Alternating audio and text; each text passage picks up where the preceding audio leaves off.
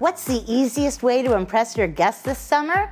Start with this peach and Burrata Crostini made with the sweetest Ontario peaches. Mmm.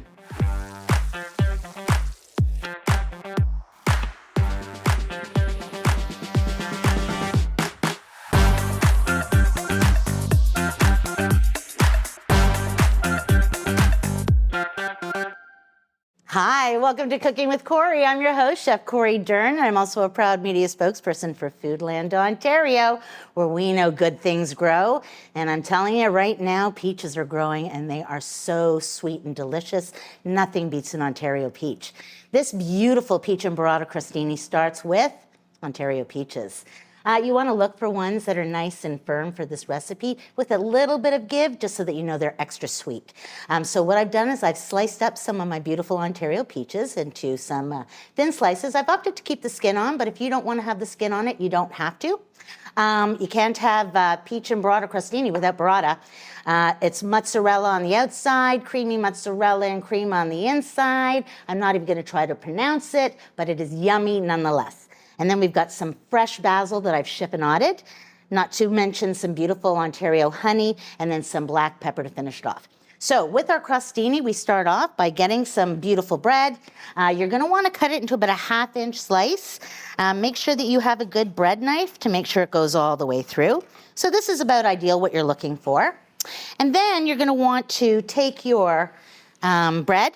You can put it on the barbecue, you can do it in the oven. It does not take long. A little bit of oil goes a very, very long way.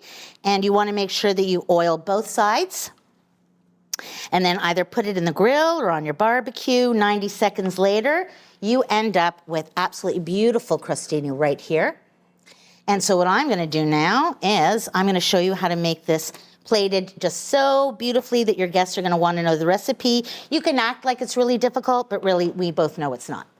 So your burrata is creamy on the inside, so what we wanna make sure we do is when we're cutting it, take into consideration going all the way through, but you're gonna be left with this absolutely gorgeous, creamy mozzarella. Look at that, isn't that beautiful?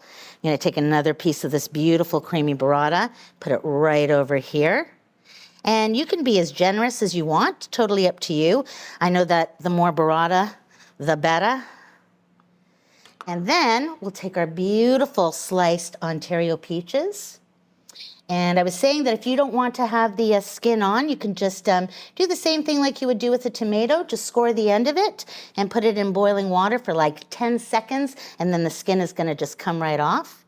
And then I'm gonna garnish it with this beautiful chiffonade of basil, like this, and like this. Now when I say chiffonade, when you go to foodlandontario.ca and look up this beautiful peach and Burrata Crostini, what you're going to be looking for is 6 beautiful leaves of basil, Ontario basil.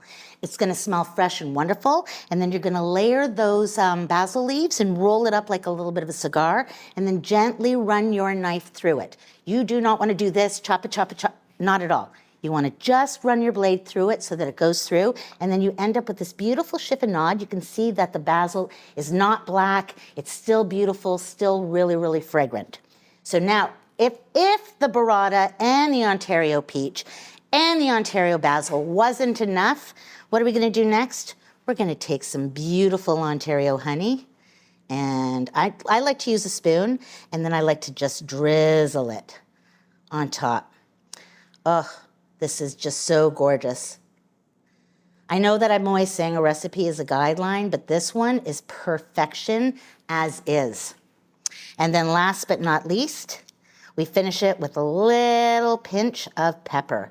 And your loaf is gonna give you a generous amount of this beautiful peach and Burrata Crostini.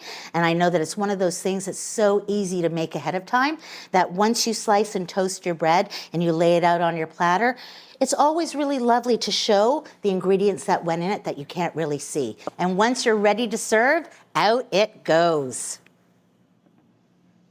And I'm gonna tell you, this is not enough for 4 people because people are gonna wanna eat at least 2 of these. And why not? Because Ontario peaches, mwah, enjoy.